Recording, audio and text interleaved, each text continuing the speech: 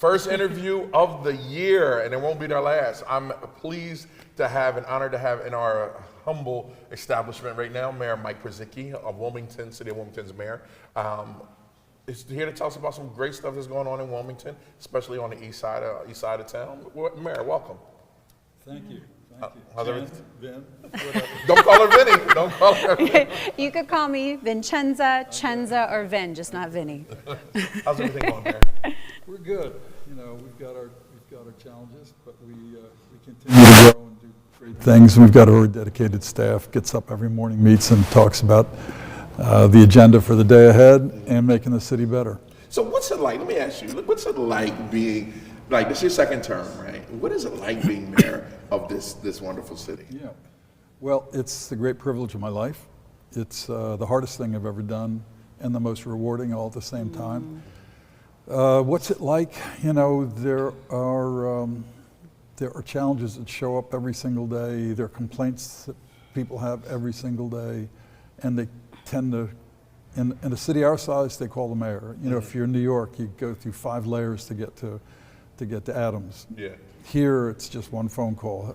Most people have my cell phone. You know, they text me, call me, and so you know, we deal with every conceivable kind of problem that people have, but at the same time, it's very rewarding to be able to solve their problem. And so that's what's being a small city mayor is that personal level engagement, which is really rewarding. Right. Well, they say that if it were easy, Yeah. everyone would be doing it. Yeah, I think so it's true. you know, sometimes it's okay to have a challenge because it helps push you to the next level and want to continue to grow, achieve, accomplish. And what person, you know, better for the job than you, Mr. Mayor? So Well, that's very kind of you. thank you. But sometimes our challenges they're beyond our immediate ability to solve them. You know, we have poverty in our city. We've got 27% of the people live under the poverty line. With that comes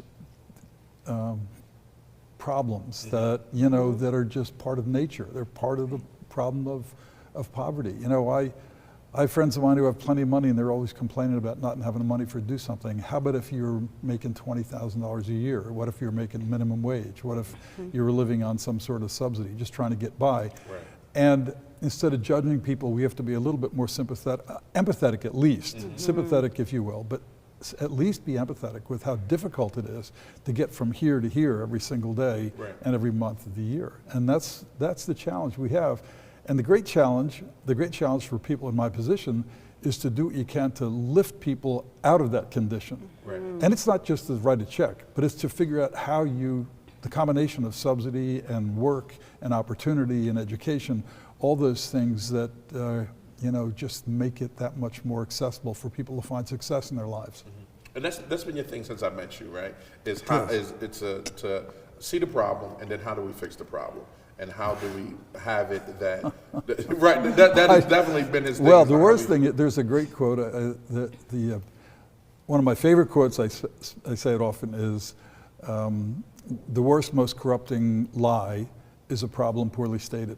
And so when you think about it, you know, people define problems that are kind of self-absolving. They cut the pressure off them.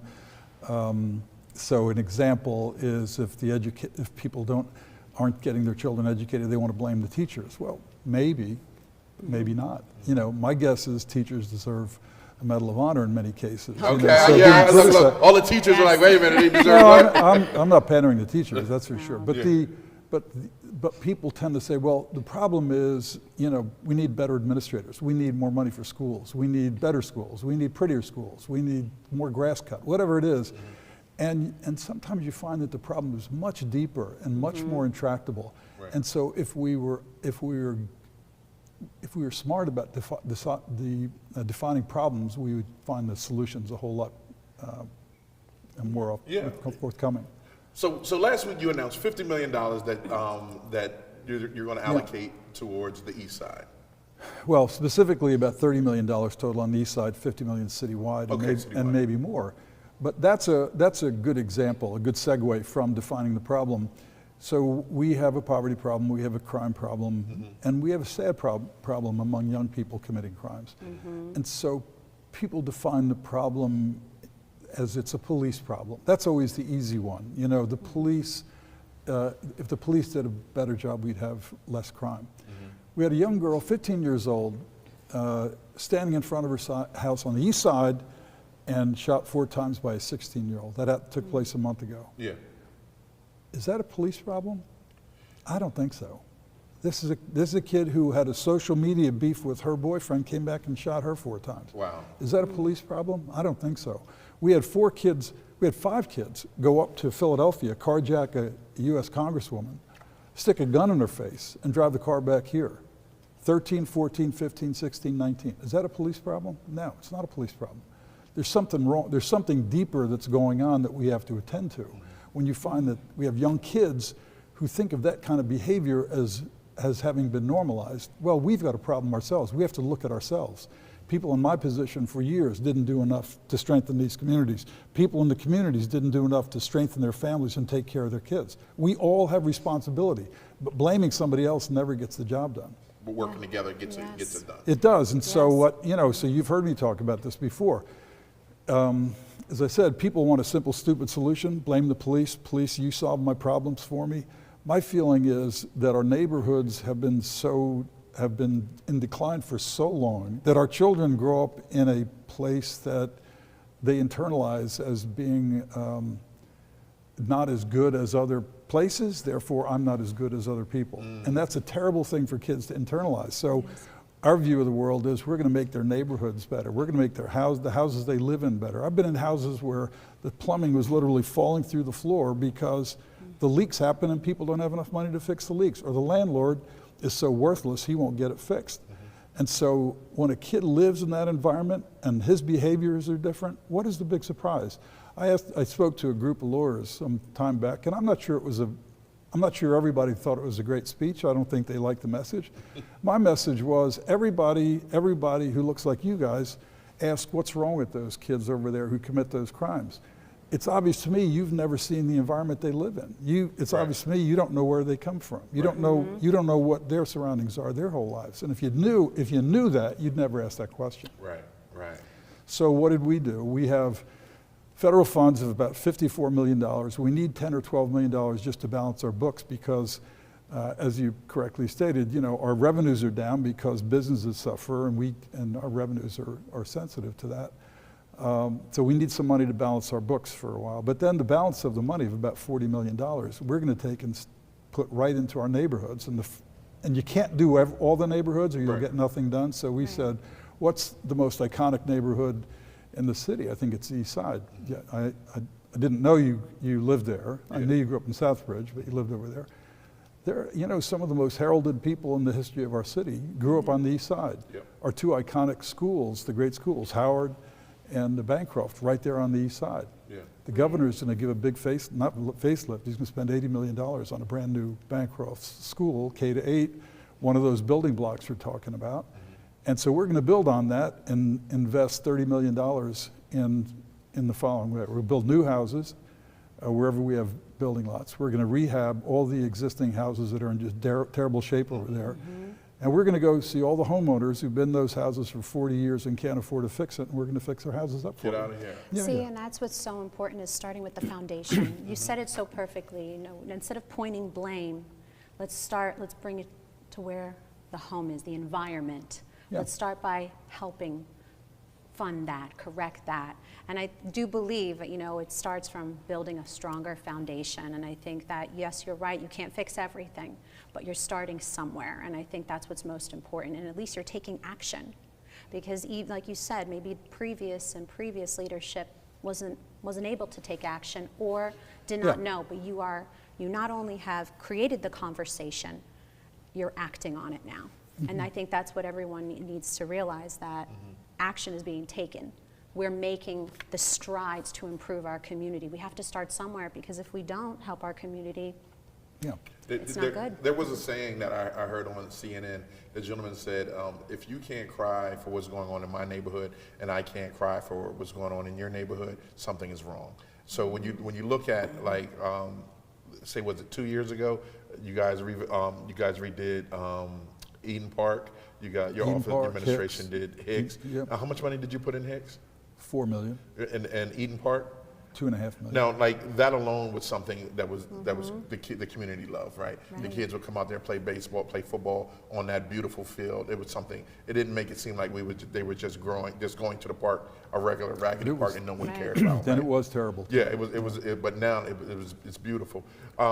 So that the 30 million that you're putting on the east side is going to education and what else? And remodeling? Well, no, we're going to spend, the majority of that money is going to go toward housing improvement. But Okay. we're going to relight the entire community with LED lights so that those places that don't feel safe now are going to get lit up Yeah. brightly. We're going to put some pedestrian lights that will beautify the area naturally. We're going to completely relight Herman Holloway Park, which is a shame because it's a pretty park. It's so dark, there's too much mischief goes on there. Yeah. And so we're going to do those kinds of things. But the important thing is, the way you succeed in this world is with partners. And so we have partnerships over there with the Housing Authority. They'll do 22 houses. Woodlawn trustees will do 20 new houses and rehab 60 houses. Habitat for Humanity is going to be working with us on 20 new ones. Plus, Nice. they're going to do the Brush with Kindness program for the homeowners who are looking to improve their houses without cost to them. Okay. It's just going to be a lot of partners who are going to work with us, the Land Bank, a Central Baptist CDC, folks who care, who've just never been able to get enough to push it over the edge. Well, all of a sudden we have enough money to do that. Are there any programs that the city is going to have? Because fixing up everything is great, but are there any programs that's going to help? So like mothers, kids. So what we're going to do is we have an agreement with the Votech School District. We're going to put 25 kids into the construction trades Nice. project. So we will pay them Right. to participate and pay them to go to work. And so they'll start learning on the job. Yeah. And we are going to, we have funds directly set aside for minority contractors. That's who we expect to be over there. We don't expect to import contractors. There are enough people that are talented and care about that community more than everybody else does. So that's a good match for that. We have a drone program we just opened the other day, and a virtual reality program as well. The city put about $100,000 to educate these kids in the world coming up that frankly I have no idea what it is. I just know it's there. Right. Don't ask me to explain it. Don't talk to me about avatars and Right.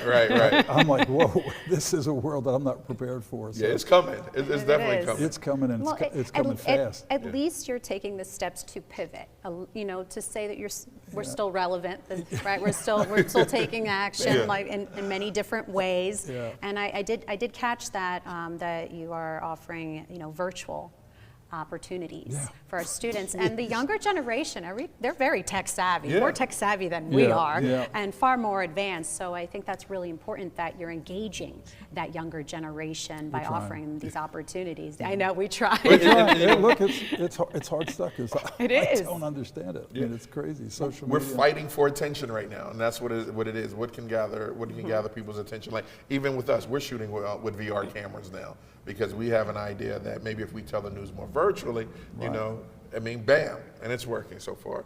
But Mayor, what else do you want the people to know about this project on the east side? Well, we're involving members of the community, so we're not coming Important. in here and saying, here's what we're doing for Right. you, That's which important. people find very offensive. But What'd you say? What people will find very offensive. I come in there and plot myself in there and say, look, yeah. here's what I'm doing. No, Right. it's not that at all. We're engaging with the community, making sure they have buy-in for everything that we want to do over there. Do they have buy-in? Oh, I've seen nothing but support for what we're doing. yeah. Okay. Now, Okay.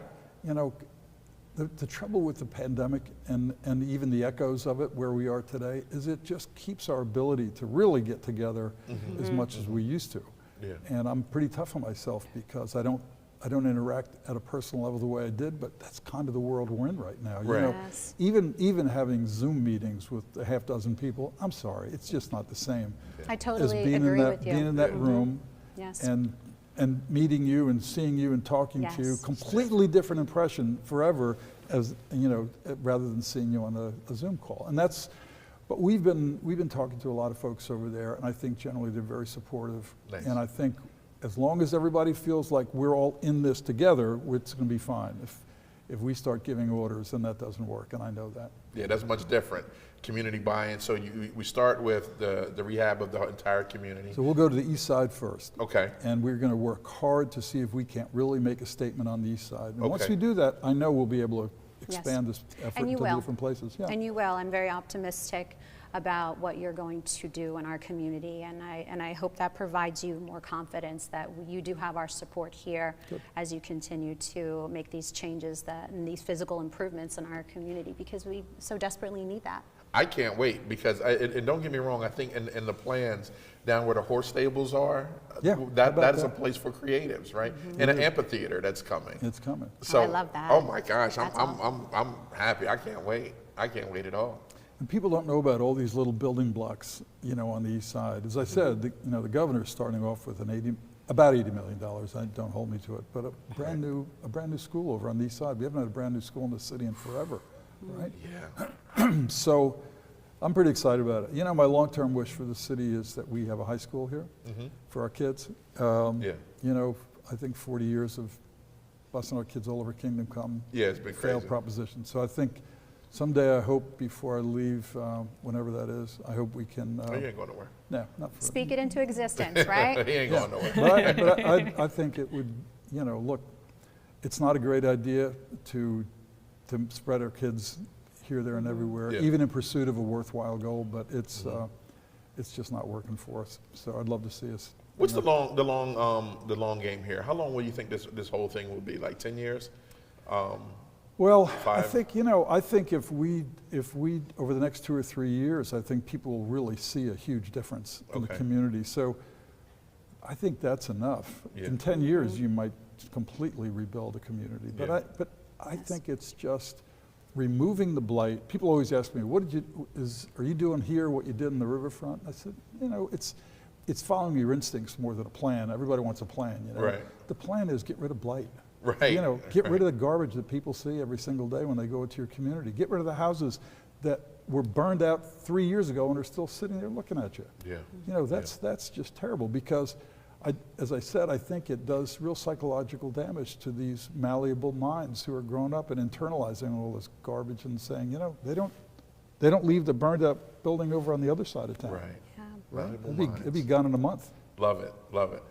Mr. Mayor, thank you so much for coming. Really Yes. appreciate it. Thank you. You gotta. Can someone give him the key? To Oh, hey, DETV? listen. Wait a minute. When I walked in, you didn't say the angels sing. What? What'd I You say? said somebody else. You were talking about Charisse. You said, "Oh, the angels Angels sing." You're like, "Oh, here You got she your own comes." theme music. You got your I come own. in, You I got. come in. No Everybody has angels their- singing for No, me. everybody has their You got your own own theme theme song, that's music. right. The AC/DC, Thunderstruck. Every time the mayor comes in, you will hear AC/DC, Thunderstruck. Dennis, you got that? From now on, AC/DC, Thunderstruck when the mayor comes in. Mayor, thank you so much. Yes, thank you. For Great more seeing you. information, please go to, what's the website for the city? Go to the City of Wilmington's Facebook page and their website. All right, and we'll see you when we'll see you.